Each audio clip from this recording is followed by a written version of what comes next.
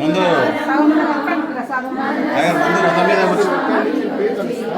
రథం మీద కూర్చుని పిలిచి అయిన తర్వాత అదే వస్తాం మామయ్య వచ్చినాక బయట పెట్టరు మామయ్య